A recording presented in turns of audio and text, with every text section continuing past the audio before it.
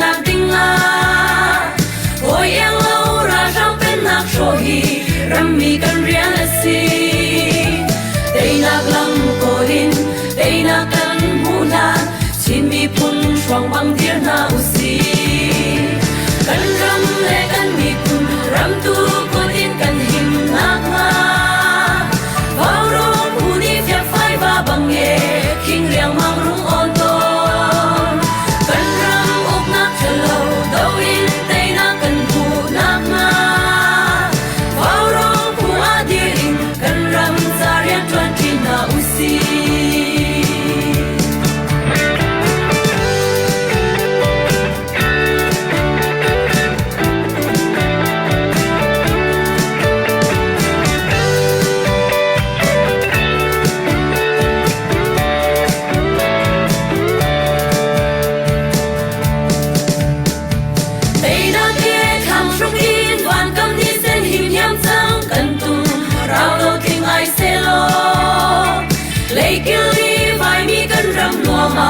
par kan va bang lo bin lên lai nga gang in ni tha long kan re sing nu o lai re ton lo kan ti kan ram le kan mi phun ram tu ku tin kan him nak nga vào ro ku ni phia phai va bang e king riang mang rung on to kan ram up nak chalo do in tei na kan mu nak nga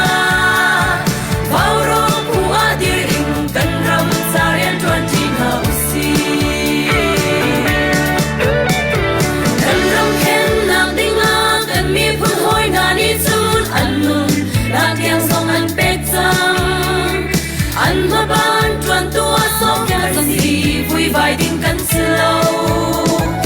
oi dot na thi sen ni an il cha ale ning na me ke ma kan si kan ram le kan mi pun ram tu ku din kan him na ha va ro hu ni fe phai va bang e king riang mang rung on ton kan ram uk nak chalo do in tei na kan mu nak na kan ram zarian twan tin na u si vào rong hu a dir in kan ram zarian twan tin na u si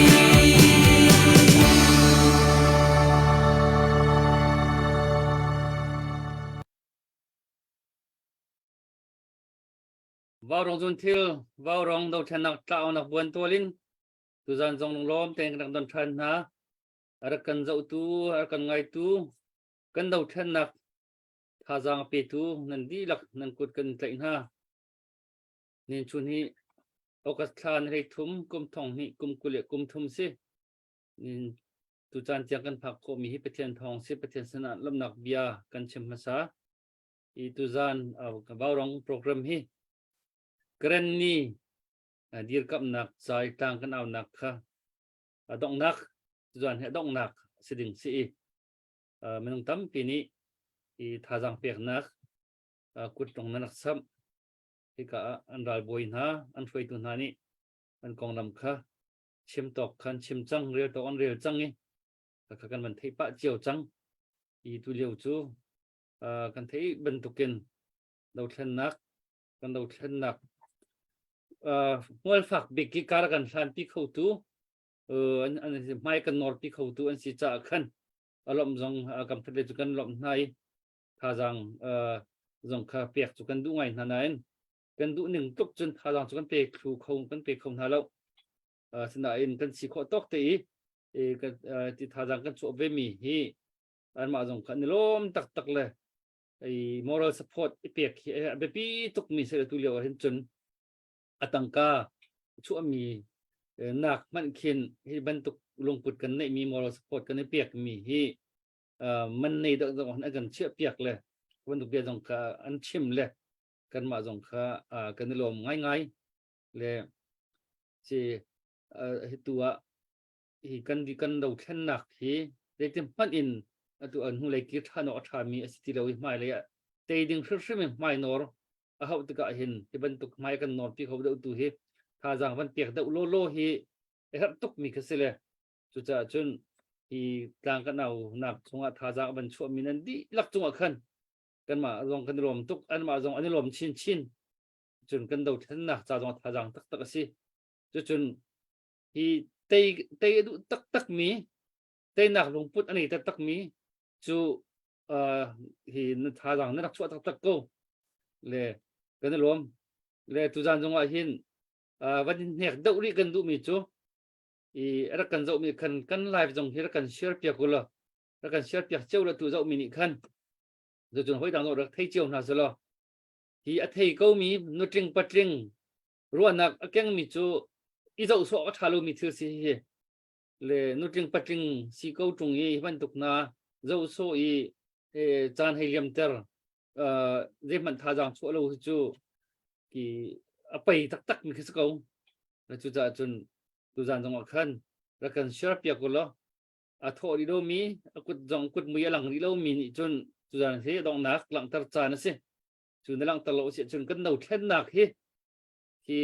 เตยดึงตักขึ้นจังตักเลี้ยมโลมีกันสินักกันเสียกันหลังก็เลยตุบันตุกจานนี่กันมีผลมินินไปตักตีกลางกันเอาหนักโซนทาจางกันชั่วโลเสียจนชั่วเขากูนายชั่วโลมีกันเสียจนเตยดึงเตยตักดึงเตียงลงปุดกันในเล่าที่หนักตรงขี้หลังตัดตัวสิจุดจนรักเราชั่วโลขันกุดสัมโคตรงค่ะวันนี้รวมเจ้าทางหมดแล้วอาการเจ้าตัวเป้านี่เห็นโดนสมงาเจ้าจุวันนี้ดับเพียกหนาวสุดแล้วมันชั่วเจ้าทำของทำสติค่ะ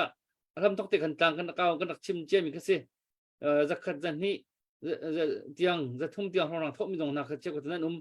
กันรวมตักเลยตุจานจงอาเห็นรักจะกันจะมีปกนี่กันจนสมงาห้องเจ้าจุวันนี้ดับเพียกเจ้าหนาวสิละอุยตัวจุ่มกันที่มีกันสิอุยตัวจุ่มกันที่มีค่ะวันชิมทานคนหนึ่งแล้วบักเล่าที่มีวันชั่วปีทานมีขี้ไล่เขาเองอุยตัวก็วันจุ่มแล้วร้องชวกก็ลากันที่ตอนมีกันสิแล้วก็ในบักเล่าตีนหูจงอาเข็นวันชั่วปีดึงมีขี้กันมีปีค่ะกันเจ้ามีค่ะกันเหียกเดามีนักสิจะบรรทุกลงไปให้กันเจ้าหนาวแล้วกันไล่กันแชร์เปียกูพอเราตัวนี้เรามีกันตัวเปียกูจะจนบิกินชอบทาจางรักกันชั่วคนก็รวมล้อตุจานฮีเกรนนี่ดีกับนักอดองนักจานเสลายฮีปีนั้นจนที่ปุ่มปากกันพัดที่ออกอัฐามิสติแล้วอะไรอดองนักจังโกไลตุจานกันเตลก็จะไทยจังโกไลเลยที่ตุกันดาวเทนนักตุเหลียวข้าวเปล่าดาวเทนนักว่ารองดาวเทนนักมีพื้นคัดมีพื้นคัดตุเตียงเห็นว่ารองมังเห็นมีปีนี้ขั้นบูนักการนะคะกันไปทาจังกันนักเปียกจังกระชินนะคะทาจังกันเปียกจังนะตุตันฮี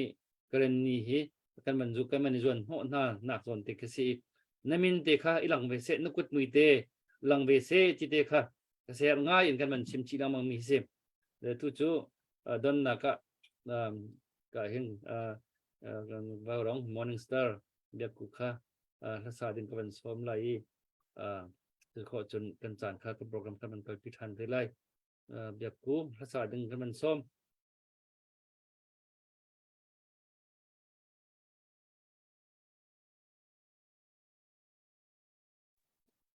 Hello, Dr. Wai Kai Lom. Okay, dinga ro granding ku mong ma ro to no song ya so ro chama le no song ane ne sia ne ne atwa ma de chin le ta pau su pe chin le ro yung chi ya so re khun a pe ti chin le u su pe chin ba re chin de chin be su khe tha re so ro sia to ro te ro sim pi lo no so dinga ro yung chi ya so re ti chin le u su pe chin de sim pi ra ro le si khe bo na le pe me lo le myaw lin tha ba re. Okay, let's go.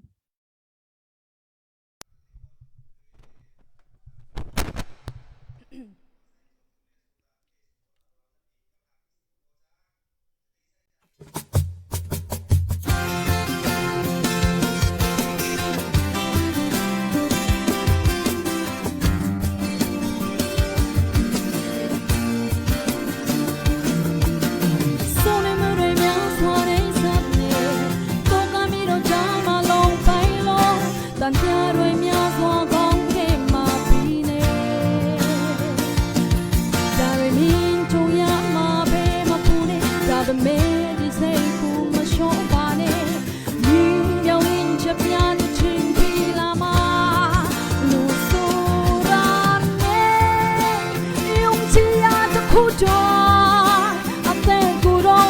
ကြတာပဲမင်းရဲ့ဘဝမှာဘာကိုယုံကြည်လဲယုံကြည်ရတဲ့ခုတော့အဆုံးတန်ရှောင်းလိုက်ပါတနေ့တော့ရောက်မှာပါဘဝရဲ့ခွေးမမင်းကလေးချမှာလဲကြတဲ့ချိန်တိုင်းမှာပြန်ထားဖို့မမေ့ပါနဲ့ဒါမင်းရဲ့တိုက်ပွားပဲ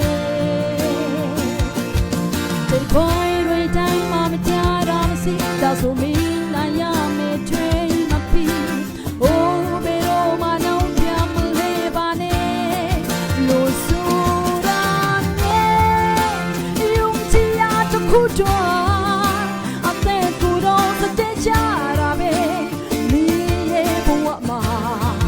ဘာကိုယုံကြည်လဲယုံကြည်ရတဲ့ခုတော့အဆုံးတန်ရှောင်းလိုက်ပါ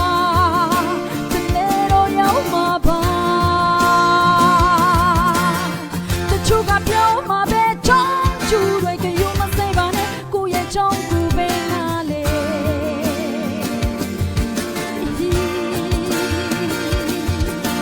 ချို့ကပြောမှာပဲချောင်းကျူတွေကယုံမစိပါနဲ့ကိုယ့်ရဲ့ချောင်းကိုပဲနားလေ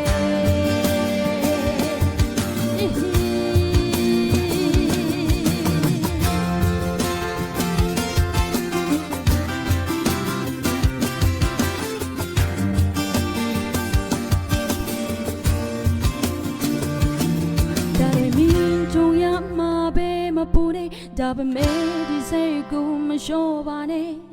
အိုးဘယ်တော့မှတော့ပြောင်းမလဲပါနဲ့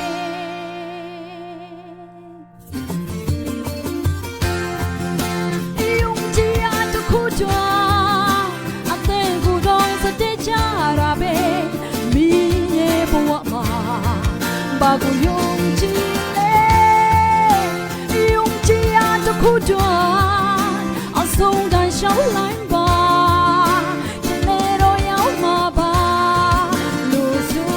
တာနဲ့ယုံကြည်ရတဲ့ခုတော့အသက်ကိုယ်တော့စတဲ့ကြတာပဲမင်းရဲ့ဘဝမှာဘာကိုယုံကြည်လဲယုံကြည်ရတဲ့ခုတော့အဆုံးတန်ရှောင်းလိုက်ပါတနေ့တော့ရောက်မှာပါကဲကျေးဇူးတင်ပါတယ် แล้วก็ที่ไปเอาจะเนี่ยโปรบลูเมนเลยตัวชิ้นสุดละคอมเมนต์เลยว่าไปเอา အရန်ကောင်းတယ်ဆရာအရန်ကောင်းတယ်ဒီတချင်းကလည်းအရန်ကောင်းတဲ့တချင်းပေါ့နော်အခုကျွန်တော်တို့ဒီ new တွန်လာရေးမှာဆိုလို့ရှိရင်ဟိုခွန်အားဖြစ်စေတဲ့ဟိုတချင်းတစ်ပုတ်ဖြစ်တယ်ပေါ့နော်ဟို show တွေမှာလည်းခဏခဏဆူကြတယ်ပြီးတော့တခြား fundraising အနေထားမျိုးမှာလည်းခဏခဏဆူကြတာပေါ့နော်ပြီးတော့သူစာသားတွေကလည်းကျွန်တော်တို့ဟိုနဲ့တိုက်ဆိုင်တယ်ပေါ့နော်ကျွန်တော်တို့ယုံကြည်ရတစ်ခုအတွက်ကျွန်တော်တို့သွားနေကြတဲ့အခါမှာပေါ့နော်ဟိုလဲကြိုက်လဲထားရမယ်ဟို arm shot နဲ့ပေါ့နော်ဟိုဆက်သွားမယ်ဆိုတဲ့ဟာတွေကဒါတကယ်မှဟိုစားခွန်အားဖြစ်စေတဲ့တချင်းပေါ့နော်စောစောပိုင်းကဆရာဒေါက်တာဘွားပြောတော့တာကျွန်တော်ချက်ချလိုက်တာ moral support လေ moral support ဆိုတဲ့ဟာ moral support ကိုအရန်ဖြစ်စေလို့ပေါ့နော်အဲ့တော့ကျွန်တော်တို့ဒီစိတ်ရှောင်တွေပဲဖြစ်ဖြစ်တော်လိုင်းရဲဘော်တွေပဲဖြစ်ဖြစ်ပေါ့နော်တနည်းရာမှာလူတွေကတယောက်ယောက်ကကိုယ့်ကိုအားပေးနေတယ်ဆိုလို့ရှိရင်ပေါ့နော်ငွေကြီးအားဖြင့်မဟုတ်ရတော့မှပစ္စည်းရအားဖြင့်မဟုတ်ရတော့မှဟိုစကားလေးနဲ့တချင်းလေးနဲ့အဲ့လိုအားပေးနေတာကိုကြားရတယ်ဆိုလို့ရှိရင်အင်မတန်မှအားတက်စရာဖြစ်စီတယ်ပေါ့နော်ကိုသူများမျိုးမိထားသေးဘူးကိုနဲ့လူတွေကရှိနေပါသေးတယ်ကိုဖက်ကရှိနေပါသေးတယ်ကိုနဲ့ဟိုကံရကရှိလူချင်းတွေ့လာမနေနိုင်တော့မှပေါ့နော်ဟိုတနည်းရာကနေကိုဟိုအထောက်ခံအားပေးနေပါသေးတယ်ကိုဟိုကိုဖက်ကရတည်နေပါသေးတယ်ဆိုတာကိုသိရတယ်ဆိုလို့ရှိရင်အင်မတန်မှအားဖြစ်စီတာပေါ့နော်ဆိုတော့ဒီတချင်းကလည်းအဲ့ဒီဟိုအဲ့လိုဟာမျိုးတွေကိုဖြစ်စီတာပေါ့နော်ဟုတ်ကဲ့ဆိုတော့အင်မတန်မှကောင်းတဲ့တချင်းဖြစ်ပါတယ်လို့အတန်လို့ဘာလို့တော့ပြောစရာမလိုတော့ action active ရလည်းပြောစရာမလိုတော့ဒါတော့ pro စင်ပဲဟုတ်ကဲ့ကျေးဇူးပါဟုတ်ပြီကျွန်တော်ဒီဘက်ကူอ่ะကျွန်တော်တူဟိုဘက်ကလေးပါတူကျွန်တော်ဘက်ကူလို့ခေါ်တယ်သူဒီခါပဲဗမာလို့ဆိုတာကျွန်တော်လည်းကြားတယ်တော့ပထမအဆုံးချိန်မှဒီပါတော့မှလေဆိုတော့ဟုတ်လားတော်တော်လေးဒီအားတော်တယ်ဒီလည်းဆူနိုင်တာပေါ့တော်တော်ဆူနိုင်တယ်နော် comment မှာလည်းအများကြီးဒီတစ်ခါသူတို့ကြားဘူးလားတော်တော်လေးကောင်းတယ်ကြည့်ကြတယ်ဒီမှာပမာချင်းမဆူထားဖို့ဒီပစမဆုံးဟုတ်လားကျေးဇူးများတင်တယ်ကျေးဇူးများတင်တယ် ကျွန်တော်တို့ပြည်ဂရီနီတွေအတွက်ပထမဆုံးအကျင့်ပမာလို့ဆိုပြီးတဲ့အတွက်အများကြီးကျေးဇူးတင်ပါတယ်လို့ဂုဏ်လည်းယူပါတယ်လို့ Sisi acen si dingaro le dingaro de lo ji me khune de lo ji me ro bu ho sa de dai ho ape sakari bari bo de lo la ne bo ke lu comment ma ne ne tu ro me sia te ke lu ayi ji ne ne ayi ji da shi noကျွန်တော်me be me le no mo sin ကျွန်တော်ဖက်ကတော့ဒီလောက်ကြီးမေးเสียတိတ်မချင်တော့ဘူးနဲ့တူတယ်မေးတင်တယ်အဲ့တော်တော်မေးပြီးပါပြီဆိုတော့ကျွန်တော်တခု request လုပ်ချင်တာကတော့အခုကျွန်တော်ဒီချင်းဒေါ်လာကြီးပေါ့ကျွန်တော်ချင်းဒီအခုအထူးသဖြင့်ဒီ supporter တွေပေါ့ဒီကျွန်တော်လေဒီဘာရောကနဲ့ဒီချင်းပြည်သူလူထုရဲ့ဒီဒီ support လောက်တော့ကျွန်တော်ညနည်းခွဲကြော်ပြီးပြည်သူတော်တော်လေးမောနေကြပြီဆိုတော့အရင်ကလို့ကျွန်တော်လေ fundraising ကအတိတ်အားမကောင်းတော့ဘူးမကောင်းတော့ဘူးနောက်ပြီးတော့ဒီကျွန်တော်တို့ဘာရော page ကလည်းဟိုဒီလို hack ခံရတယ်ဆိုတော့လေဒီလိုဒီ follower တိတ်မရှိတော့ဘူးဆိုတော့ဒီ supporter တွေကိုနည်းနည်းဟိုကိုဆရာနည်းနည်း follower နဲ့နည်းနည်းအားပေးစကားတွေပါပါတယ်ပြောပေးနိုင်မလားလို့ကျွန်တော် request လုပ်ချင်တယ် ဟုတ်ကဲ့ပါဥစား ဒီပါမှာ supporter တွေပေါ့ ဟုတ်ကဲ့ပြပါမှာရှိတဲ့ support ဟုတ်ကဲ့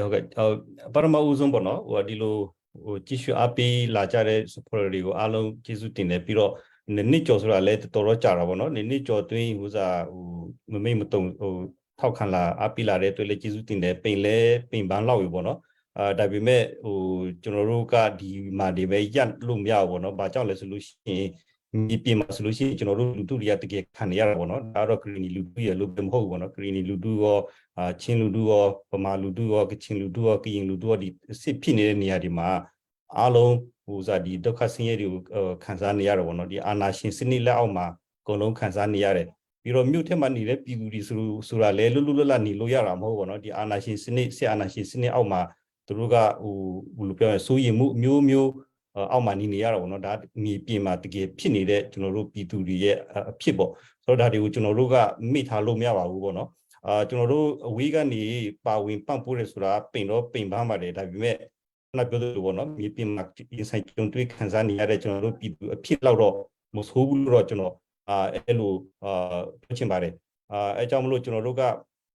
အခွင့်အရေးရှိနေသေးတဲ့အချိန်မှာအခွင့်အရေးရှိတဲ့နေရာမှာပေါ့နော်ကျွန်တော်တို့ကတောင်းတနေရာနေပါဝင်ကူညီနိုင်တယ်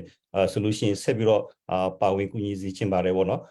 ကျွန်တော်ကအများအားပြောပါတယ်ဥစားကျွန်တော်တို့အဖွဲ့ကနေလည်းအများအားပြောတော့ပေါ့နော်ဒီလိုအရေးပေါ်အခြေအနေတွေ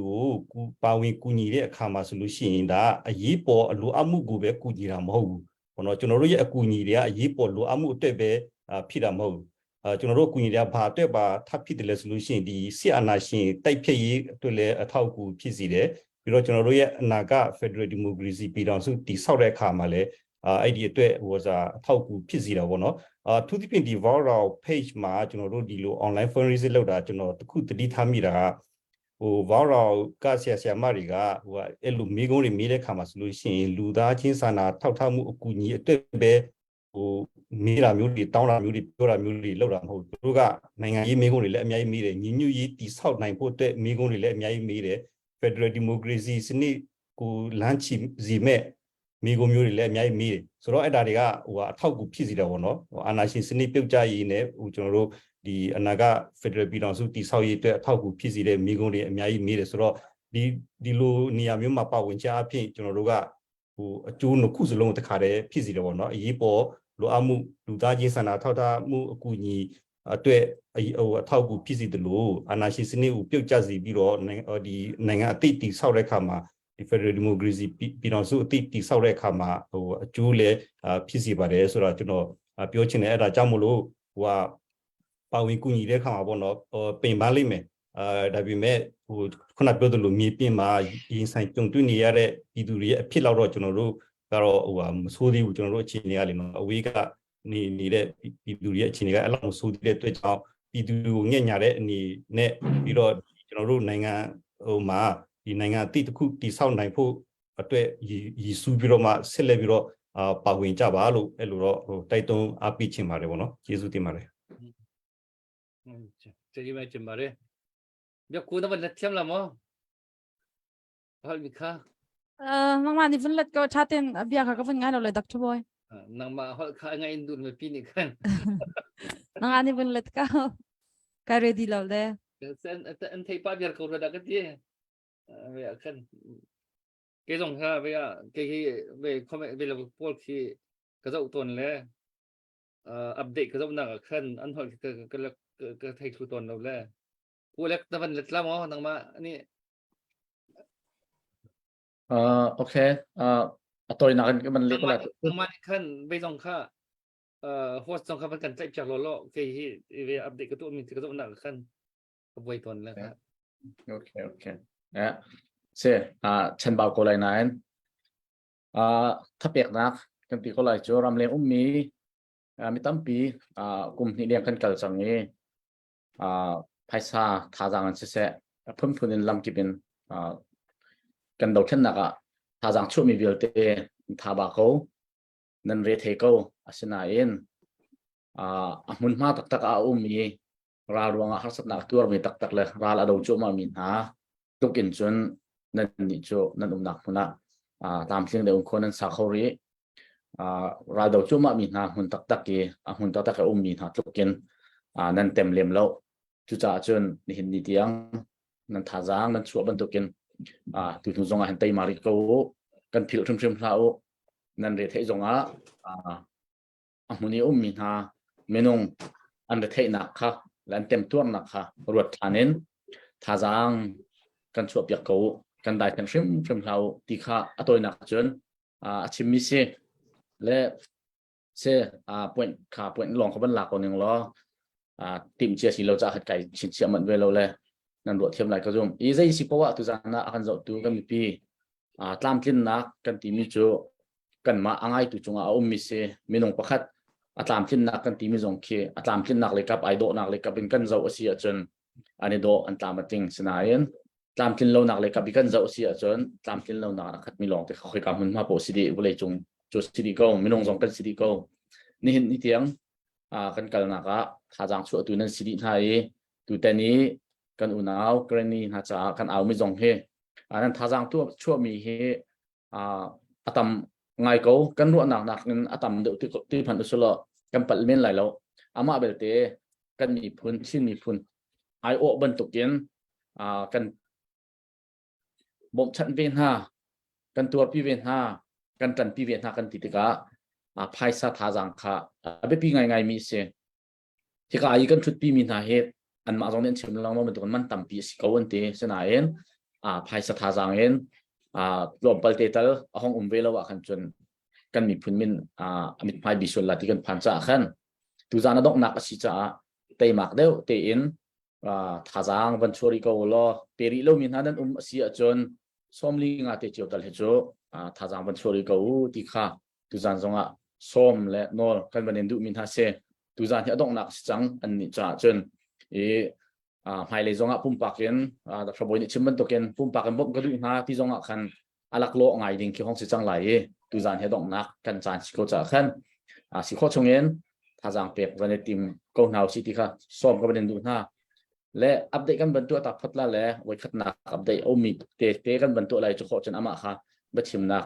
ไว้ที่นักก็บรรเปียกทันเตะอะไรจานจงตั้มเปียในเราจะขันมาขับปีนขึ้นโจอามาจงข้ากันชัวตักเตลัยกันมาตามอีตัวนี้คันกันโปรแกรมข้ากันบรรเปเตล่าสิสโลกาเห็นกูจิข้านวังหลุดแล้วอัปเดตในส่วนหมอในอาจจะอัปเดตไว้กันเปตาลอจะขอจนดังนี้คันบรรเปเตลัยโอ้อัปเดตกันในมีเมตัวสิงกันอุณาวกันนี่บ่มหนักจ่าดิงอารักเท่าตัวปีใจโดย$10สักแคทปีนูฟอมตั้งปี$สักแคทไม่เฮเจอุปนักอัฐมีอันเสียนี่หินอดองนักสิจ้าไก่ซองก็ชูเวลาออสเตรเลียเลยจ้ากังหักเวกเอาลาที่มีเด็กขับชิมก็ดูถ้าตุกกันได้ลองตุกในกุดเบียงนาสิดังอันนี้มีนี่กวนไงเว tel cheu sinin dollar zakat chong the khwa mi tel hin thang sinin dollar som nga peng chung sinin dollar zakat chun van jang khwa mi chum mang van peng lian sinin dollar som nga thau khwa mi van sui uk sinin dollar zakat kam mule kan lom tuk tilang ter naga khan be bengu tu zan chu ka zon hin ulex net semban tu khan adok nak zan sang le tam deu te ne khan zau tu vial te ni khan kut rak sam cheu khoding in khan som ni som nga ti tel chu kut put te hin rakan zau cheu lo te mi te zong ka ga wan som chan na thank you thong te Himalaya abentil không yên mình đúng đi lâu he sila kay kahin pakat tu sadi loy na yakan sadi loy he ganway mula nubu kompi akan we fer tatakse man thola mo misi no than na chol tak we misi gan rom dola zakat kren ni kan una na cha ti ban tho than chun pu ukling ni hi jong hi nga upa ngai sang nain ban tho tutana hin Peter kan pilet ten hak tin an tho chu chun thacham tak han le zapi hi atho lo mi hi athoi ko nai tho lo mi chu beya ai thalo ngai mi khisi thajang kha te ko na thajang tak kha chu kan sian lo ban tuk khisi atu dan kren ni dir kam na kan man tet mi an chun hi tampi tho tha ko nai so ma ro rang te kan tho mi kha mo la nei tuk mi khisi moral support kan pek nak khama khan achang mi si ka long in thajang apek chu ki tu ta chu chan chau than siam lo le kan bible chung lo mi khisi le kan ni dot na kan mur ka long sa se ti mi ki johan chu pa chung kan ri ton mi khisi le cha chung kan support na kan ka long support kha chu sulam nei lem lo mani chau than siam lo chun pakate nai dong nak ki ka than mi kham pi thatin hem phung ka kha request na to mi khan rep thai lo la kha khan thai le sen to haw ma khan nan rak ngai a chun le che kha chu nan pal sol le sen to lo inzel ko da kan request nan to chun ai ko kho lo kha na kwat ko na khan kha request ai to mystic kha wan chim than ka du kha ai ram lo la hong than ti lo le te ka ban chim than du o tu ka ban than leo khan sui m1 ni kha hi kan do thana sang tak ve mi ben tu tang kan au mi topic ka be khat pang thai bal lo ban tang pang ve mi si ani khwa che lai chun ti phang tum kan ti gai chu pu ban kul ho po ni lai mi kan thai din pu ban kul le afanu ka si do ra zakhat ban tho thani kut bang na long lop nak tan na si hoi dang chiu zong ni kan page kha share kan to pia ku chun like follow star pek le abi kin tangka tho te kha ban tang da ko nau si te kha ka ban chim than du se kan lom nak tam pi kan nei le akan zau tu nan dilak tlom pala ro lo pien sak thiam mui do nan or ngai mi kan or ngai mi zong kha a hong lut lai ti zong kha thong then chung ka ban du na e dia dia kui nene prole chingtai me ya bu so ro le di kha kui chuno chingpe chen ba re di piro kui atwa di kha nau song le phit me kui le sai khu chuno ro prita di sima pyo chen de ha ri james ka be phit no set ka be phit kui pyo bu ဖြစ်ပါတယ်ပြီးတော့အကူကြီးလည်းချိန်ကအရာနိကတ်တယ်ဆိုရင်ကိုကြီးလည်းဒီဘာတော့ဖိတ်ကနေထွက်လို့ရပါတယ်ဒီစကားပြောပြီးရင်ပေါ့ပြီးမှကျွန်တော်တို့ကဆက်ပြီးတော့ဒီကျွန်တော်တို့ program ကိုဆက်သွားမယ်ပြီးတော့ဒီကျွန်တော်တို့ဒီဘာတော့ဖိတ်ကနေဗီဒီယိုထုကကိုကြီးပေးတဲ့ထောက်ပံ့ပေးတဲ့အလှူငွေလေးတွေလည်းကျွန်တော်တို့မနေ့ပြန်ပဲဖြစ်နောက်မှကျွန်တော်တို့ပြန်ပြီးတော့စည်ရင်းနေပြန်ပြမယ်ပြီးတော့ကျွန်တော်တို့ဆွေးနွေးရှာရှိတဲ့ဟာတွေလည်းဆွေးနွေးပြီးမှကိုရောနဲ့နောက်မှအကြောင်းကြားမယ်ပေါ့နော်ဆိုတော့ကိုကြီးကိုကျွန်တော်ချိန်ပေးချင်ပါတယ်နောက်ဆုံးစကားအနေနဲ့ပေါ့နော် ဟုတ်ကဲ့ပါကျေးဇူးအများကြီးတင်ပါတယ်ဘောနော်နောက်ဆုံးစကားအနေနဲ့ပြောရမှာဆိုတော့ကျွန်တော်လည်းနည်းနည်းလေးတော့ဝမ်းနေတော့ဗောနော်ဟိုခွဲရတော့မယ်ဆိုတဲ့သဘောမျိုးဗောနော်9ရက်တိုင်ကျွန်တော်တို့9ရက်စလုံးတော့ဟိုအချိန်ပြည့်တော့မတက်နိုင်ခဲ့ဘူးဗောနော်စုစုပေါင်းမှကျွန်တော်4ရက်5ရက်လောက်ပဲတက်နိုင်ခဲ့တယ်ဒါပေမဲ့ဒီစကဝိုင်းကမိသားစုတစ်ခုလိုဖြစ်နေတယ်ဗောနော်ဆိုတော့ဒါကျွန်တော်အတွက်ဒီ4-5ရက်မှာကအဲ့လိုခံစားရပြီဆိုလို့ရှိရင်တော့ဒီဆရာမတို့တွေ့လဲတာနှစ်တိုင်လောက်လာတယ်ဆိုတာတကယ်မိသားစုစကဝိုင်းတစ်ခုလိုမျိုးဖြစ်မှာဆိုတာတော့ကျွန်တော်ယုံကြည်ပြီးသားပဲဒါပေမဲ့ဒီမိသားစုစကဝိုင်းကအဲ့လိုရိုးလေးမိသားစုစကဝိုင်းအလပတလပပြောတာမျိုးမဟုတ်ပဲနဲ့ဒီပီတုအကျိုးဆောင်တဲ့မိသားစုစကဝိုင်းတစ်ခုဖြစ်တယ်ဗောနော်ဒါအများအတွက်လုပ်ပြီးတဲ့စကဝိုင်းတစ်ခုဖြစ်တယ်ပြီးတော့ဟိုပြောင်းလဲမှုကိုဖြစ်စေတဲ့စကဝိုင်းတစ်ခုဖြစ်တယ်ဗောနော်အဲ့ဒါကြောင့်လို့ဒါအင်မတန်မှဂုဏ်ယူစရာကောင်းတဲ့စကဝိုင်းဖြစ်တယ်ဗောနော်ဒါပီတုတွေအကျိုးရှိတယ်ခုနကျွန်တော်ပြောသလိုဒီစကဝိုင်းကနေကျွန်တော်တို့ကပီတုတွေရဲ့အရေးပေါ်လိုအပ်မှုတွေကိုပဲကျွန်တော်တို့ကကူညီဆောင်ရွက်ဖြစ်စီပေးတာမဟုတ်ဘူးဗောနော်ဒါဒီအနာဂတ်ဟိုနိုင်ငံတစ်ခုတည်ဆောက်ဖို့အတွက်ဟိုစားအများကြီးအကျိုးဖြစ်စေတဲ့ဟာတစ်ခုဖြစ်တယ်ဗောနော်ခုနှစ်တိုင်ဒါအဝေးကနေဟိုလှမ်းပြီးတော့မှဟို support လုပ်တာဗောနော်ကျွန်တော်တို့ဒီ green အရေးကိုချင်းညီကူတွေဆိုတာကျွန်တော်တို့တိုင်းသားလူမျိုးချင်းတူဖြစ်တယ်ဆိုပြီးမဲ့ကျွန်တော်တို့ကဟိုအမျိုးတော်တာမျိုးတော့မဟုတ်ဘူးဗောနော်ဟိုစားအမျိုးမတော်ပြီးမဲ့အဝေးကနေကျွန်တော်တို့ကိုဥစားမမေ့ဘူးဗောနော် green ပြည်သူတွေကိုမမေ့ဘူး green မျိုးသားခုခံတော်လှန်ရေးကိုလည်းမမေ့ပဲနဲ့အဝေးကနေရောက်တဲ့နေရာကနေဥစားဟိုပါဝင်ကူညီဆောင်ရွက်ပြီးတဲ့အတွက်ကျွန်တော်တို့အများကြီးဝန်တာတယ်ကျွန်တော်တို့အတွက်လည်းအများကြီးခွန်အားဖြစ်စေတယ်ဗောနော်ခုနဟိုစောပြောခဲ့သလိုဆိုလို့ရှိရင် moral support ဗောနော် moral support အများကြီးရစေပါတယ်ဗောနော်ပြည်သူတွေအတွက်ပဲဖြစ်စေဒီတော်လိုင်းရေးရဲဘော်တွေအတွက်ပဲဖြစ်စေအများကြီးဟိုစားအားဖြစ်စေပါတယ်ဗောနော်ဒါကျွန်တော်တို့ဒီလိုဟို viral page ကနေဟိုဒီ season ဆောင်ရွက်ပေးတဲ့ဆရာမတွေပဲဖြစ်ဖြစ်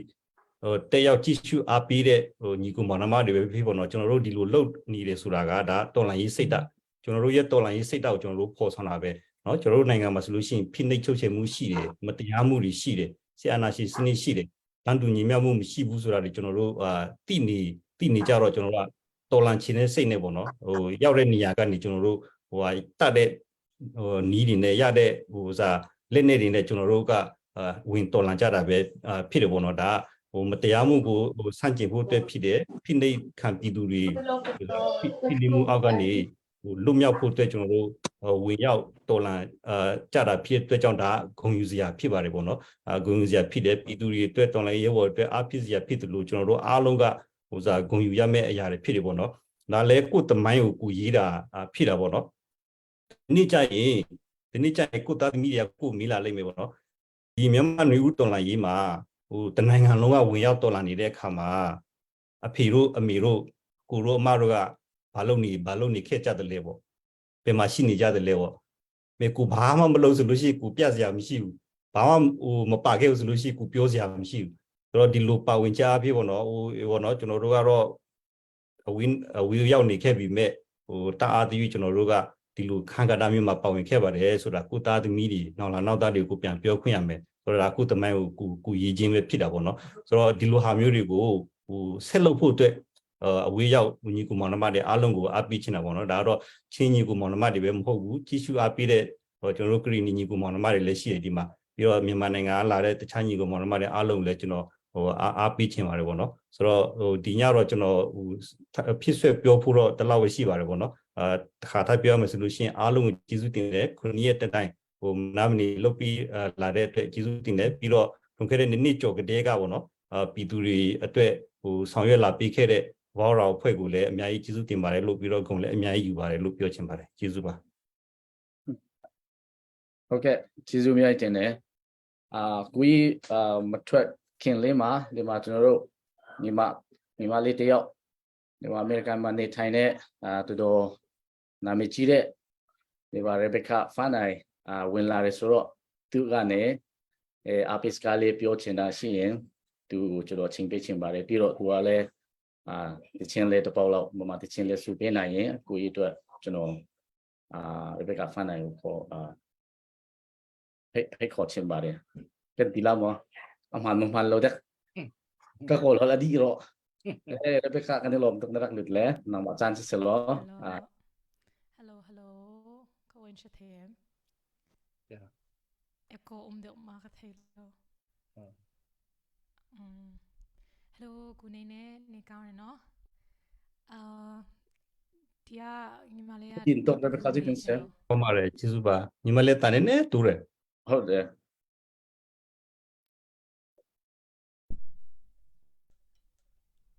차대 웸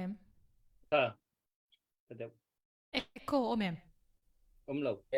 오케이 오케이 이말레 호 그랜스가 땡친로အခုစီကနေနေကောင်းလားဆိုတော့ grand လို့ပြောလို့ရမလား ဟုတ်ကဲ့ကျွန်တော်ကရင်လို့ဆိုလဲကျွန်တော်သင်ပြလို့ရပါတယ်ဗောနော်ဥစားကရင်လို့ဆိုတာဟိုစကောကရင်ဗောနော်ကရင်မှာသူစကားစုနေနေကြွတယ်စကောကရင်လို့ဆိုလို့ရှိတော့ဥဆူအားဗောဥဆူအားဆိုတာနေကောင်းလားဗော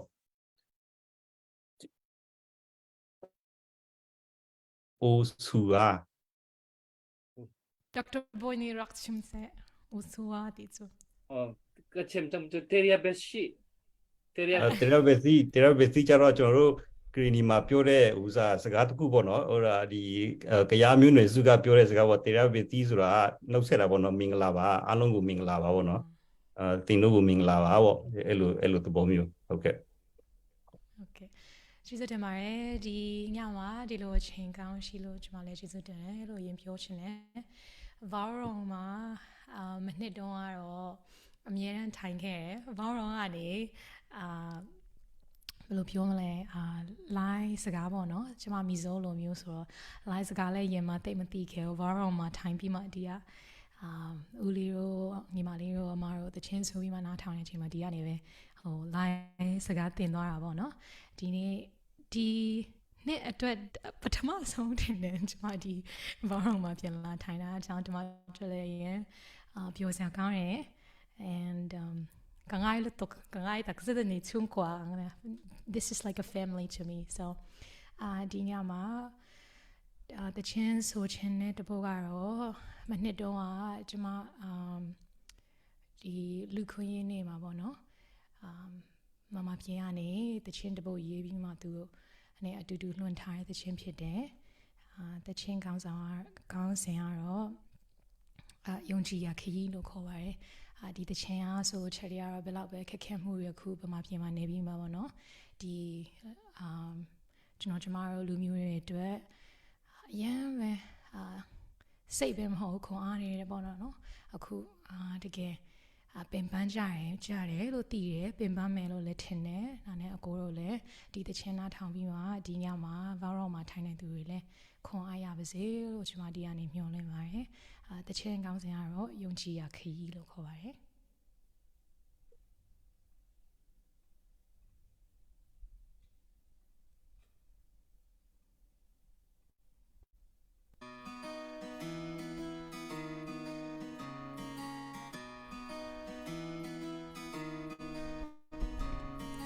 Yesterday dog bama diary pide kwe dai khalo so nai de ni ko re phyin ne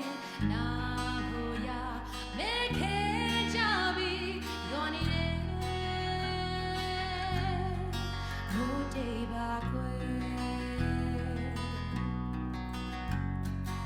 atta ten me ta ya lu ri ma shi ya me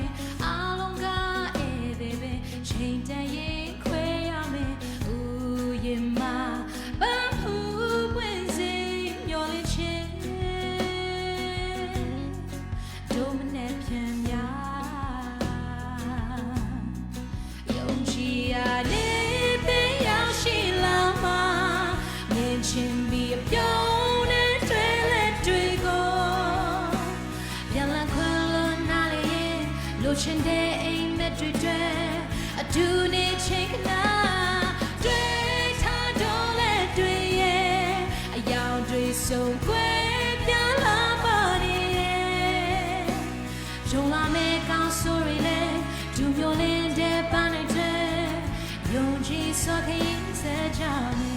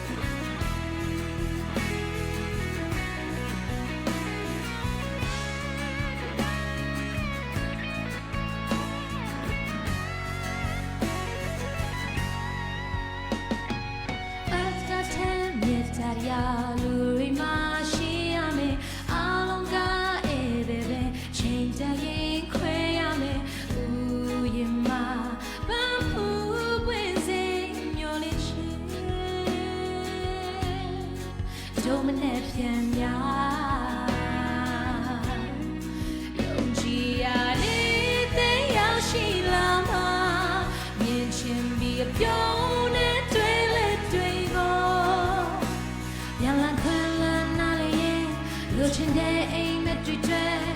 အတူနေချင်းကနာတွေ့ထားတော့လဲတွေ့ရဲ့အယောင်တွေဆုံးကွယ်ပြလာပါနေတယ်ကြုံလာမယ့်ကောင်းဆိုရည်သူမျိုးလေးနဲ့ပန်းနေတဲ့ယုံကြည်ရနေတဲ့ရောက်ရှိလာပါမြင်ချင်းပြီးအပြုံးနဲ့တွေ့လဲတွေ့ကိုရလန်ခွင်လွန်နာလေရင်လွတ်ချင်တဲ့အိမ်မက်တွေအတူနေချင်းကနာ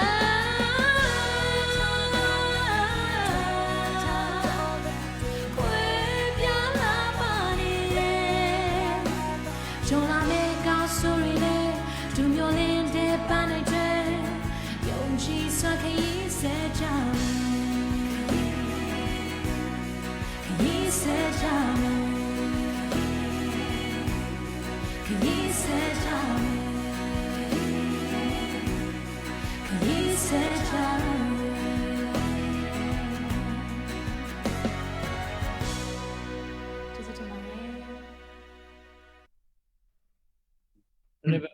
Rebecca ခုနလည်းကျွန်တော်တို့ဒီဖျားကြောင်းမှာဒီfundraising program တခုမှတချင်းဆူသွားတယ်သူလည်းဟို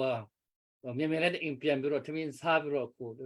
ထိုင်နေတာဖြစ်တယ်ကျွန်တော်လည်းအတူတူပဲပေါ့ခုနလေးပေါ့ဟိုဖျားကြောင်းမှာလေတော်တော်လေးတချင်းဆူတာသူ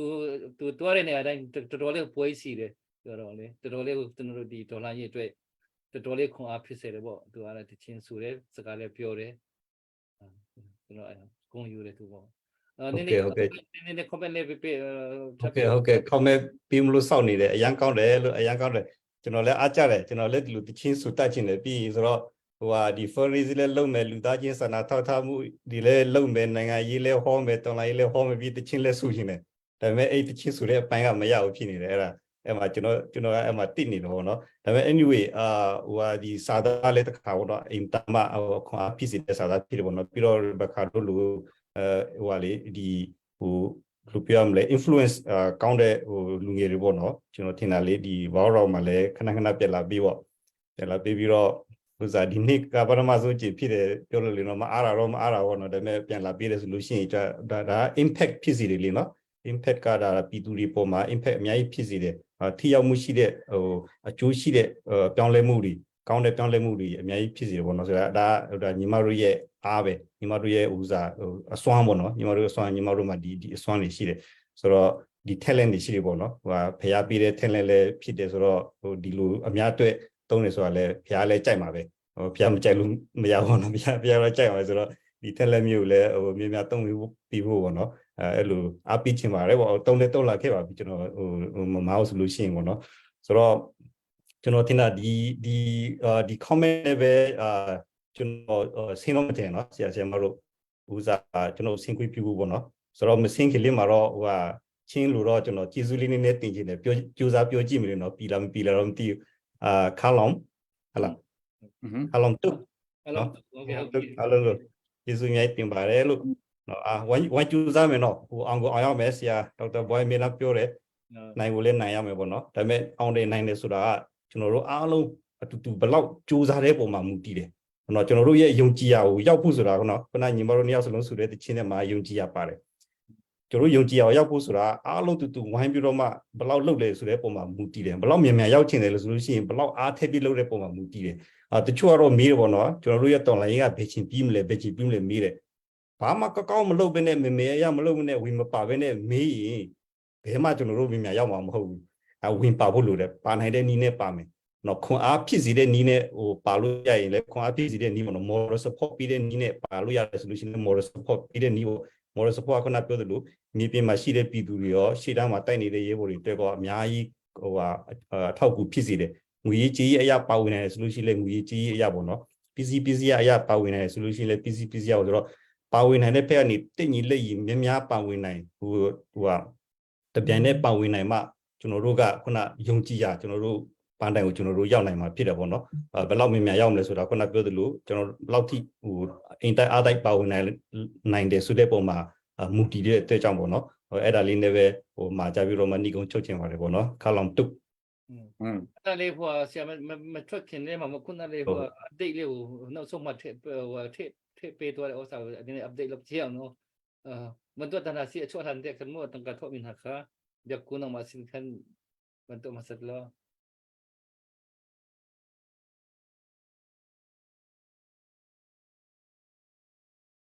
Biak ku nang ma kha update ban tu an fiel Oh, sorry si Dr. Boy ya oven din tuk le. Ah. Computer ka zon na o ka chola na o kan thei khau bak lo le na oven rem te kai ma pe zong si khau na tin. Le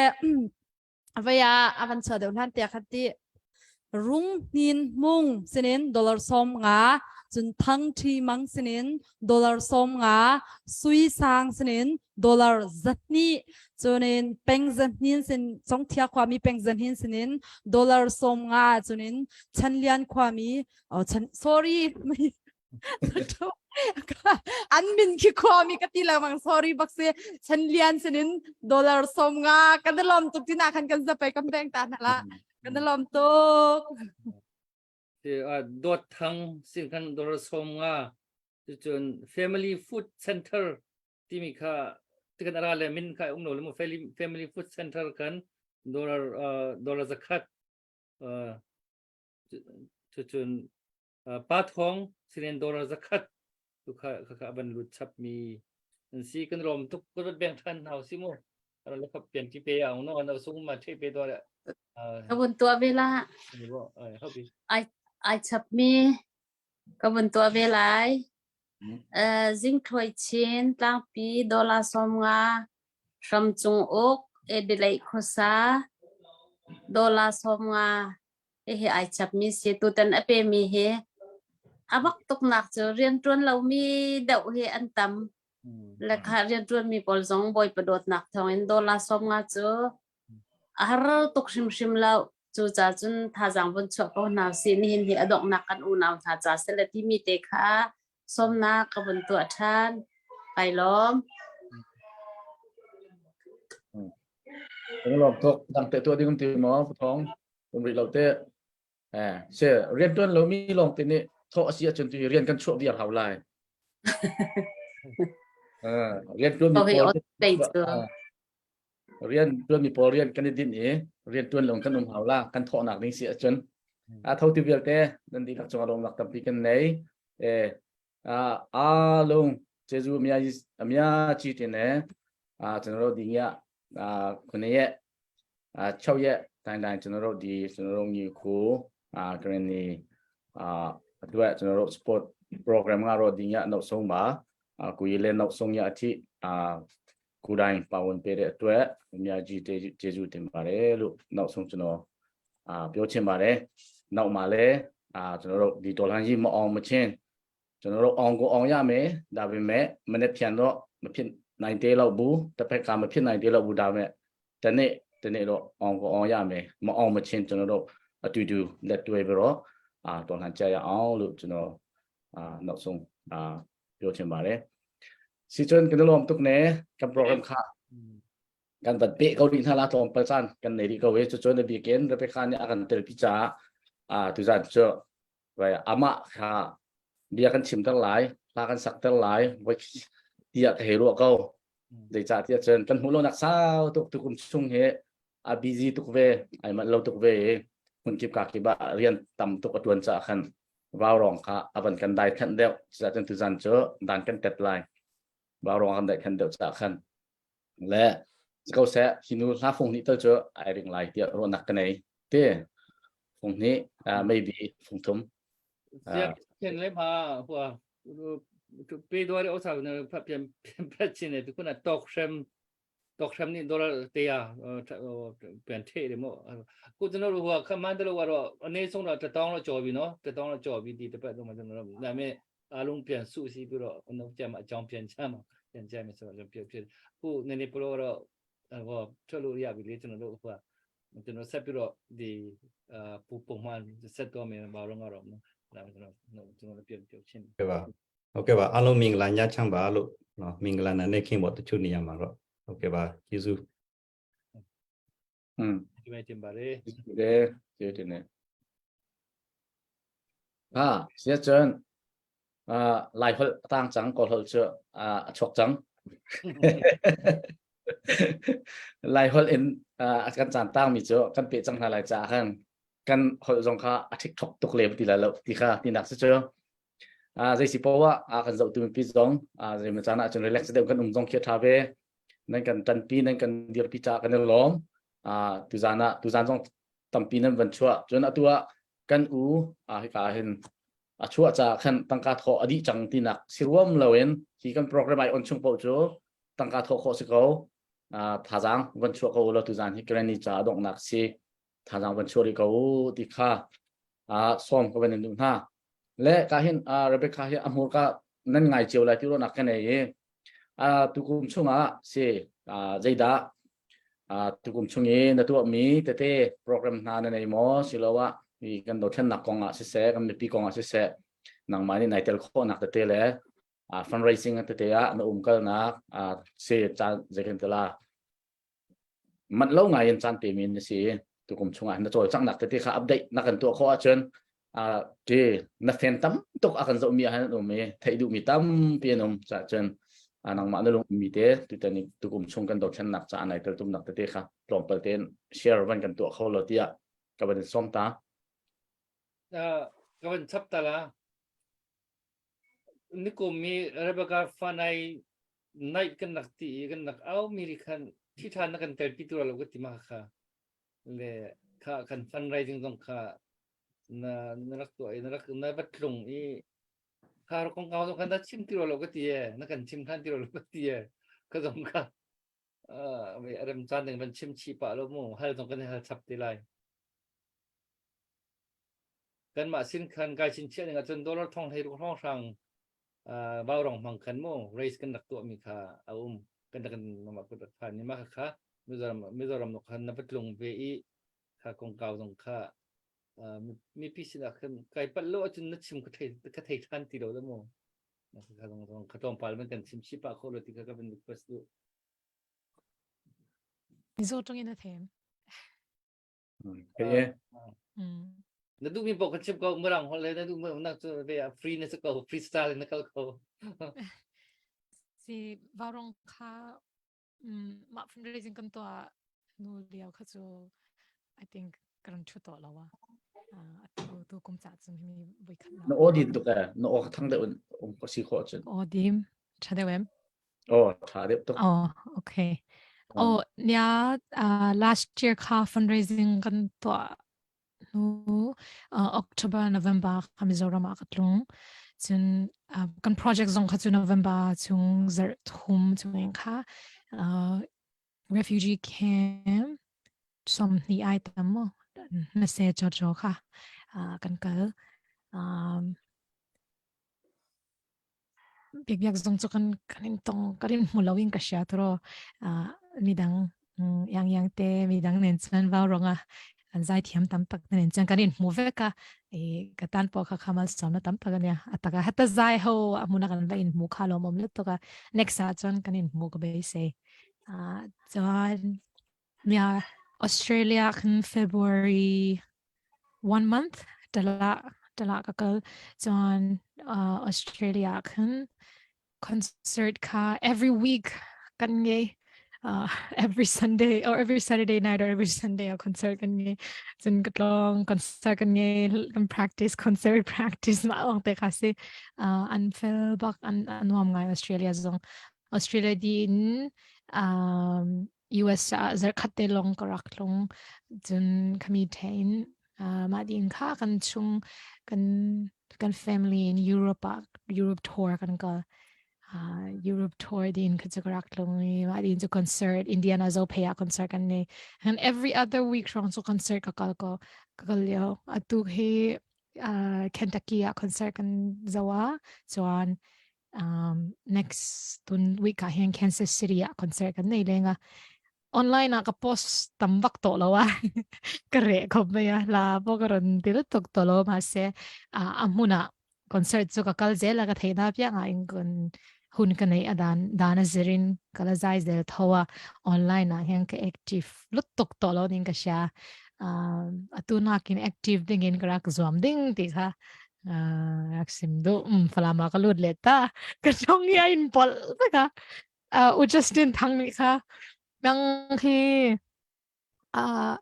he live event nakaltam na fetam tukin na raklong na fulam tongkla hakat hukin na tlok ro hey hakas tanzinin na simzaw inti I think so ka fulam tong po ya ka tlok daw bek to atya ka pol bek to sinain ki tu kan Dr. Boyte an buat zong concern kan din ka an pasta nupi na pastor nuin mo kakulirak lain tim naghatso ka ngay peng atu kan tong chang ati blah blah blah din lai hon na tay katay law katay ka din awa varong cha si hi Dr. Boyte hin varong ak chu peng atlan dio tu lai ho zong katay law Falam dong zo ka tam ma kan lai hol ka thelo warong ka chut nakin lai hol ka rak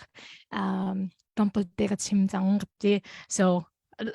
ha warong zu ka cha chun jizu shen nan tsikal lai ha lai hol thading in ka warong ni tam bin ako bom I don't know bom ni beto min jan pui tak zeta warong awangin ka chim thelo nan nating ka 80% strong to ka thai chang midang ki Baptist church strong church dang azong ka kalyaw an church azong ki an bechim zong 100% in to ka thai chang ka thelo mi ki jo lomperin like tong upa mo lan liao yan ama sagalong ka thelo tu to ka thai tuk chang i warong zong kalom tuk ti ka bon chim do life akin miso holin chim ko an rakti too because I think ngai tha ka haran yang but lai holin ka chim do zero te chung ka chim lo chu ka thiam lai lo ti ka thai simar ang ka thiam lo nine ka chim lai a mix zong in rak thai thiam ko ti ka an chin do tu zan hi zan khat nak ta si later on mo na kinzela po warong ron thut zel ka tum to do dan ya khon ka nei chung zong ti kha ron sei te lu bok ka tong re to mi an mo to chwak tong ka tong chu do tok shi me nga ka lo me ma hol ngai nom tok la mi kun na lo warong chu hol pai kan uar le hol pai non te hol kha biak puna hi tang pi hol bak kan pai non te kan ma tang hol phun dang te kan hol chu kha pe phun dang te kan mi pi ngai di do chu hol pa ngai hol ki regular hol nak kan mo phun dang do te hol kha pai non thiam lo non hol kha ma rong a chan du deu pai do bong có vào rong he sẽ hội chôn nạc rong rắc xí thì nạc xí chưa dây đằng đằng phía thì pina hội rong chôn nạc rắc xí thì nạc xí cầu số để có cái mà xin phép mà hiện nay Rebecca chỉ mình được khan vào rong cái ngày nạc thong in hội hi mua tu hal hội hi cái thiam atimi hi an tampi cái mà xin nó hay cái thiam tu private cái thiam mi cái thì ngay cái số mi mua ở ngay vì số mi bol cái gần đầu thân nạc bầu ruột thấy nu về chỗ lại gần đầu thân nạcของsố pon tu thấy lo ở lom sa khan he ngay khó thấy khó nó zoom là khi về phần cái series chúng mình đã chun complete thêm được mua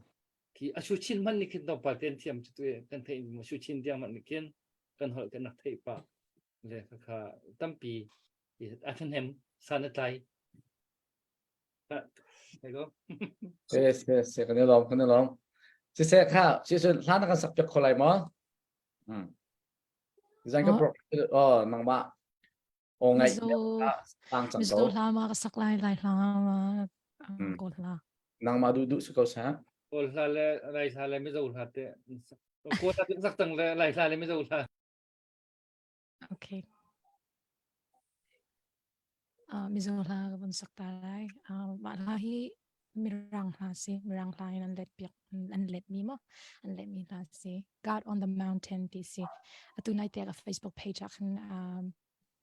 mirang church ka sakna kha katin ko ma la in chim du mi chu zai bo har sat na kan tong ton wala ya chun kan har kan nuam chani in umpi mi boy pa chu kan har nak zong umpi mi boy pa tho si ti kha har sat na kan to po min om pui tu pathian chu kan กันทัดไล่นวมนะกันต่อกันในไล่มีนมปุยตัวปะเทียนจูฮาร์สนากันตอนหุ่นอาปอมีนมปุยตัวปะเทียนเท่านี้ทีเนี่ยมีรางอินกัด on the mountain ที่มีโซอินจูมวนนะปะเทียนมวนนะปะเทียนที่มีเสียกรันจำเนี่ย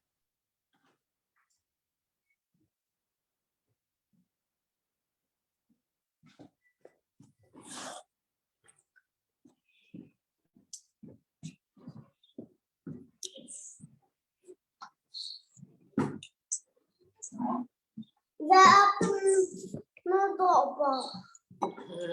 The apple sopa. มวนนะจักมวงเตยสกลา music เรื่องเรา ทามวนเนอีเนยา โอ้มิวสิกอรอนชักเรา อิชา music ra lo Ingat tinggi. Kau tu long ai thani mo apa buat thani mo. music lo ka salo lo ko si ket jen chak so Oh, ingat tinggi le. Mak kan orang cakap sia. Orang cakap le. มามีกระตุ้นท่า Mak kat tidak jangan kat dia. Ingat tinggi tu na cakap tolong ni.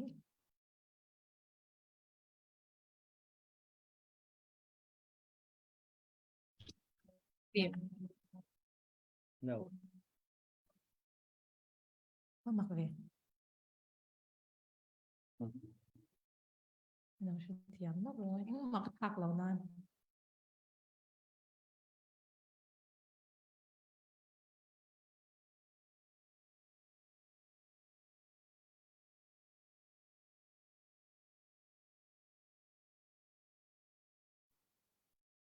Nó sẽ bị cho nó hỏi. ai thấy lo no music เรื่องเราตัด Music volume cho sang biao mà sẽ arrange sẽ thấy lâu nhỉ. Mình lo sẽ thiệp phần này rồi cái run join les dọc tuần nha. okay okay se man siam lo คุณนี่คันจ้างไปเขาบักมันอัปเดตเส้นที่เขาเห็น se update ding han ne ya chun koi ke mak ban update masala pakhat ke nei le chun biak pura ke ready lo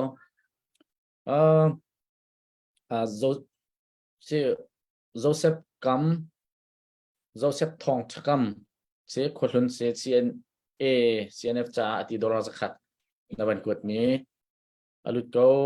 ti kha ka update ko ban to khomi se ne lom to zai cha po khan tho kho se le biak ku na ne ya chun nang ma chan se lo Velo u John Lian Thang family sinin dollar zakat nol kung sinin dollar zakat mapani kha atharak lut mi se kan lom tuk tilang tara sa pe bank si thank kan you lom kan lom to tha boy ta om ti ma ตัวไหนก็มันรินเขาอยากคุยตัวมีก็มันรินเขา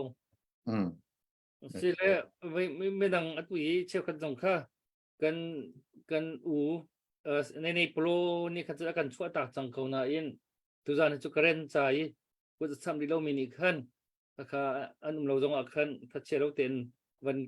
นท่าจังมันชั่วดีเขานี่จะอาจารย์เตสิกรณีกันเดียร์กับมินให้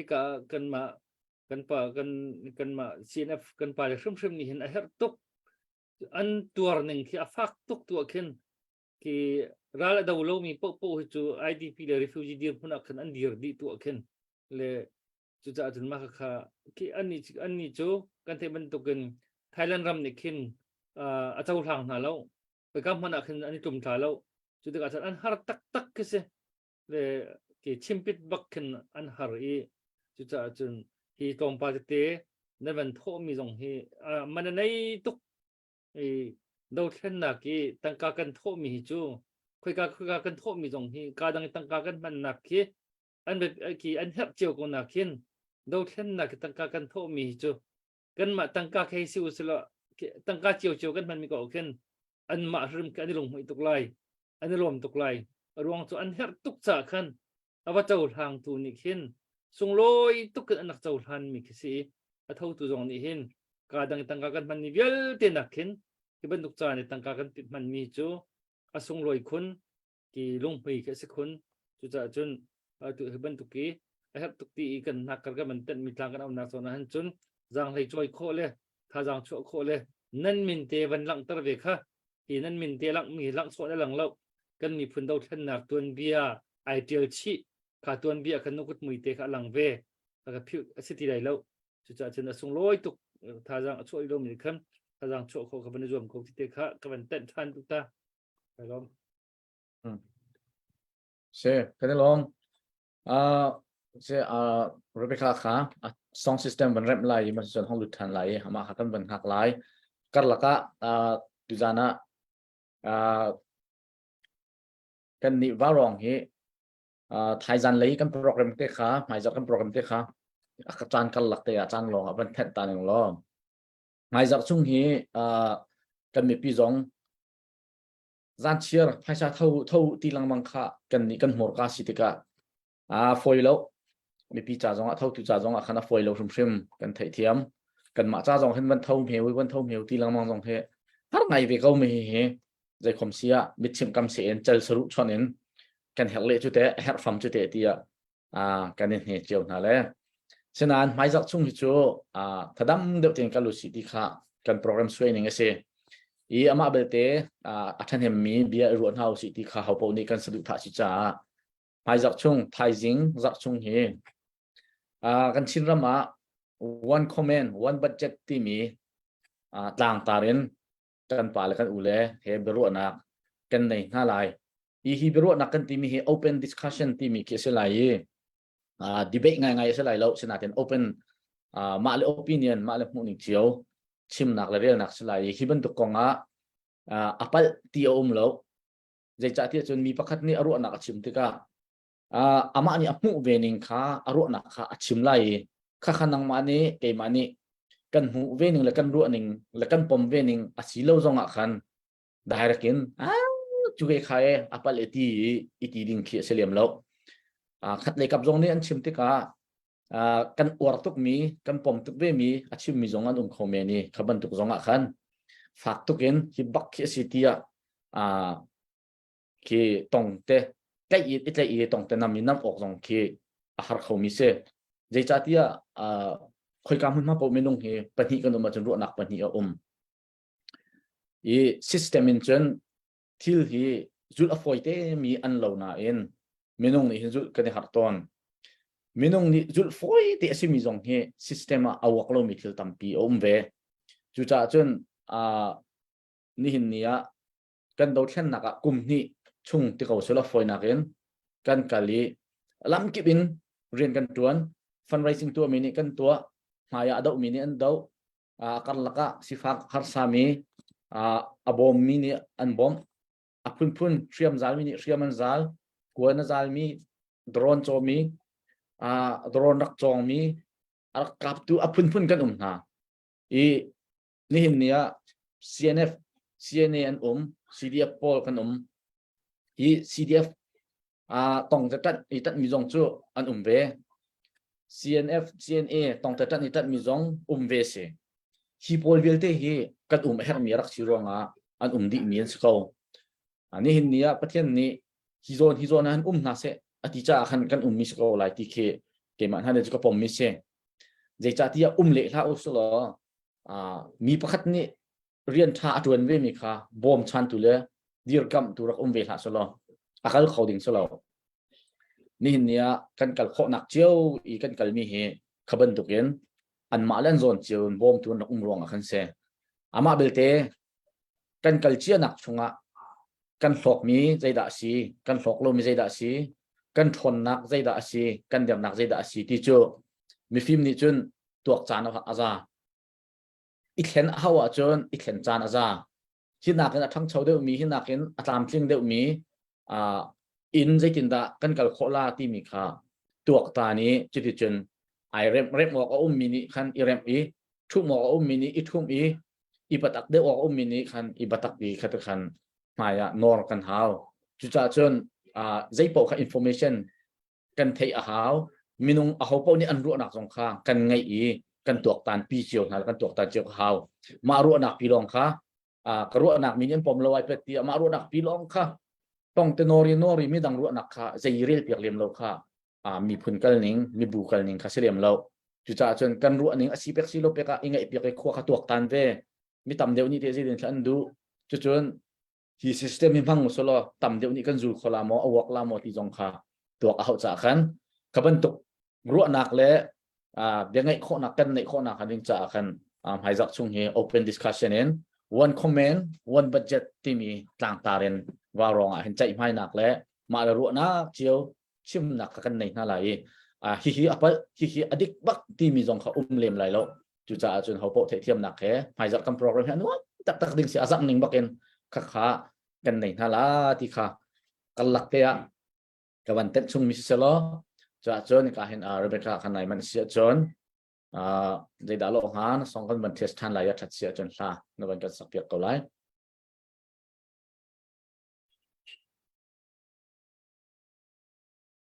มิวสิกกรมเพลย์นะว่าเท่นะลองตอนนี้ลองนัดสังหากันใช่ไหมมันอะไรเท่ทุกสิ่งอะไรจังเรามีนี่คือเรานาทีห้ามจะสลบเตะริงเราดึงเงินตัวจะสลบเตะเพลย์ริงตกซอกเราใช่ไหมที่เฮียมากเลย ไลฟ์อารุณพอดเราหนิจ้ะ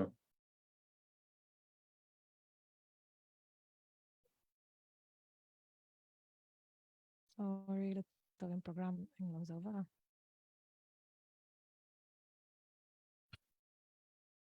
อะไรจังเราเนี่ยมั้งเองมาริเราที่โอเจ้า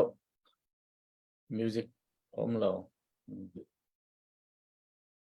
ที่ตัวไหนก็ถาคงนั่นที่นั่นสิงหาเบียกุนเนี่ยเบียกุนเต็มเม่นละดูเสียงาเราจนเสียงาเราเนอรวกนั่นเทเราเต้งาเราว่าจนไทยจานะนั่นทำหาวไรนี่ต่อไหมมาสเปอร์คาร์อนเทสเองก็ทิ้งอันนี้ไทยไม่เอาเราเหรอใช่ไหมเราเสียมาสักชาตุกงเลยเอ็งว่ากระทักเราสิคุณดูแล้วจุดที่สิแต่เทคโนโลยีที่จังหวะนั้นให้การันตีเลยใช่ไหมใช่โอเค solution simple ลุตนักการจะพูดอันนี้ลมตุกดิ่งจูดักชะบอยเลยปวดสกัดที่อาบันชอบบักหนาวบักหนาวโอ้ตัวกันลงเลยไม่เทจังจู่จู่โอเคโอเคสิโอเคมวนนับเทียนเดียว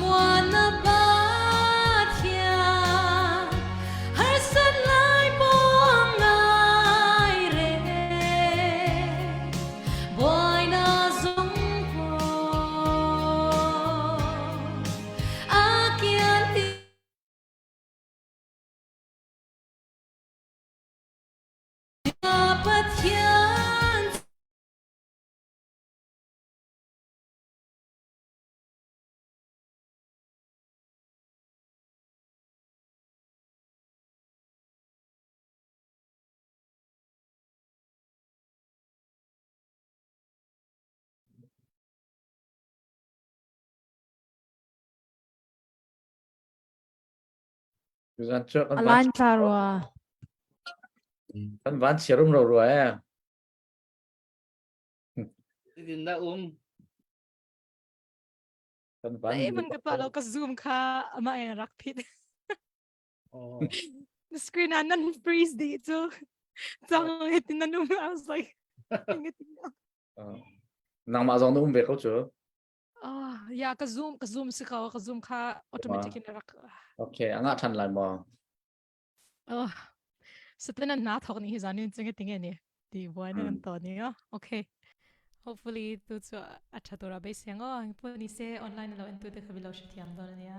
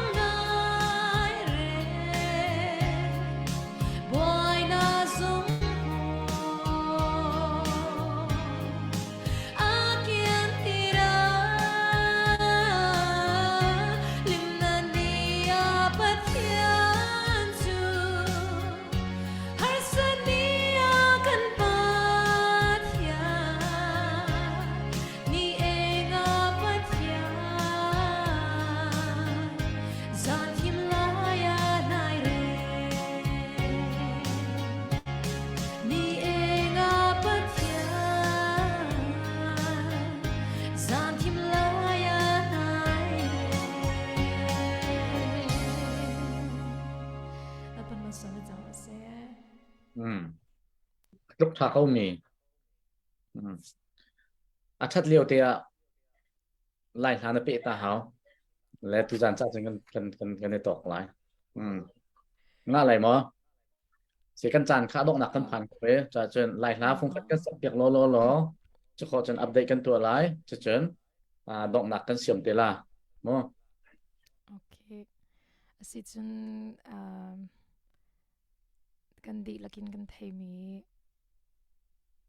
หลายลากันสังอ๋อไปสังเช็คกันในสากันสต็อปไม่ไง tu zan ne sin sak mi khasma ตัวจันที่เราต้องไปเลือก na khalak ka ตัวจัน ma ไปตัวกัน khalak สไลม์มั้ง o ma khalak ngai endu chem mi sirwa ka tia โอเคก็สมุนเวดเตอเสียนโลนิ่งตองกันทีเดียว ning lo wang ba rong tin sa ri lo ri sa ba lo ri ka te ก็สตัวเองก็เชียโอเคsorry track ค่ะก็เราอิน ready สาเราวางก็มีแค่ก็จะแต่เห็นออกมา just a second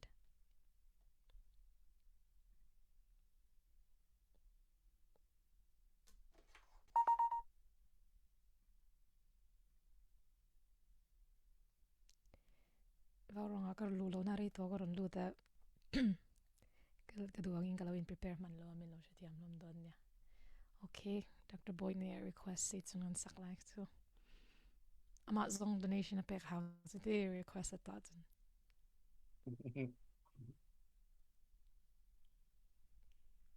โอเค Dr. เราจะงอย Reverend เราจะงอยเนี่ยพันมีติดตัวกันสไลด์เนาะ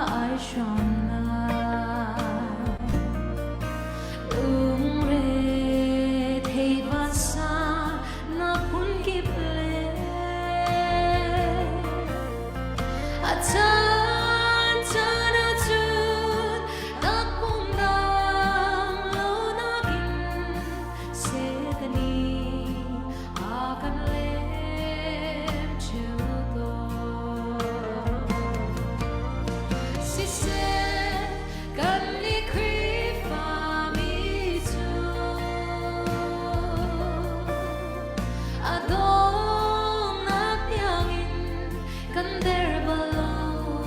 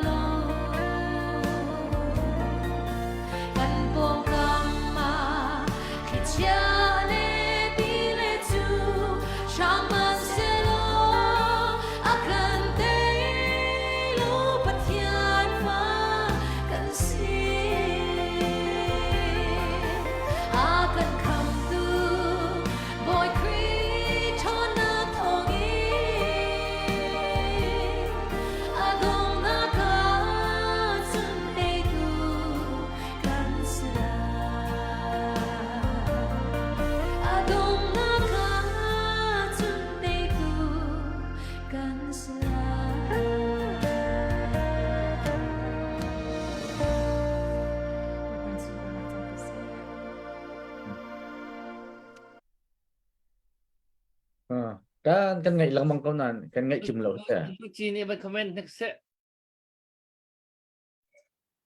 cái mà ya ban comment na kai Rebecca Rebecca fan ai chưa có war tuk mi se Australia ara le amai te ka thuk nó có cần lại khana ka thai ti ma nai do tuk vai na ken video na ken YouTube na kan atatak nai do te kan dak ti kau kha na tak sa jong tha tuk na moi jong nai do tuk kan dak ti Australia VCBC biak in ngan pi nai pum yo nam hai te ka thu no olam chu chim hau lau vai na chiam tuk vai Lasak thiam phone mui do phone tam pi kanin na inha kanalom tuk boy pane vaya nakalna kipa ramcharian na tuan nak song tam pi kai song kan zau ve menau pol hiti i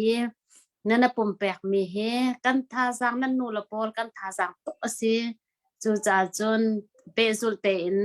nan chan nan nai kar laka nan rian tuan pa nan siang kai pa song sakhau men hi bentuk ten minau tam pinom nain pumpek nak long chin long put anai lo mi chan pek nak long put anai lo mi tampi nom riau chana othat ronga asalau me he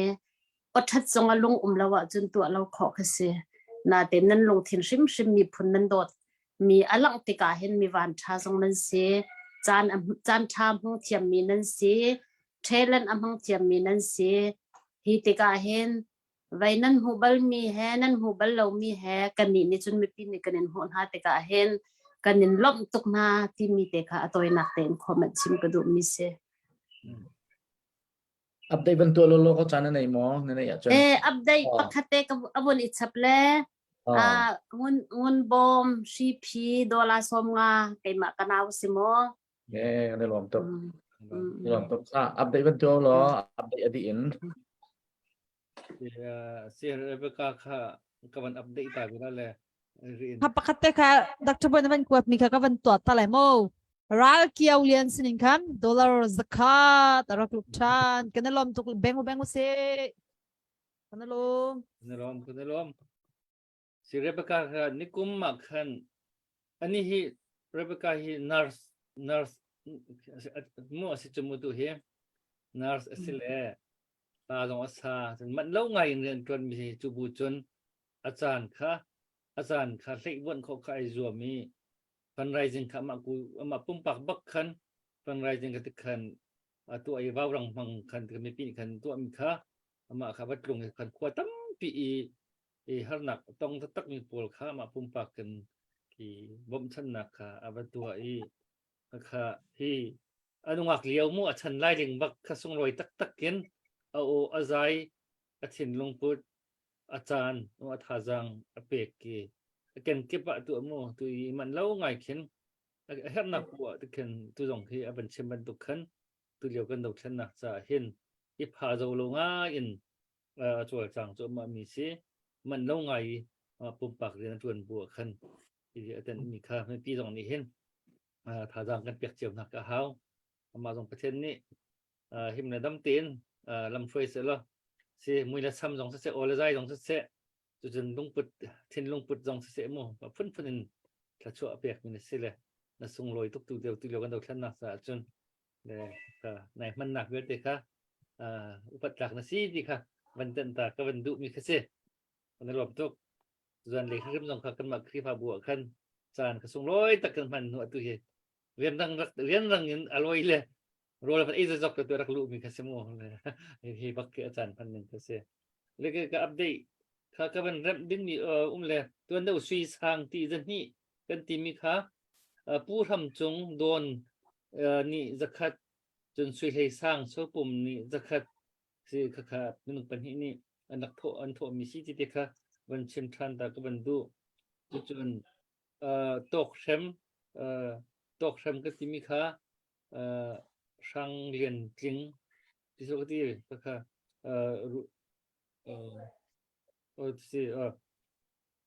sang liền chính si rule book qua si tóc xem thì tuần đầu tuần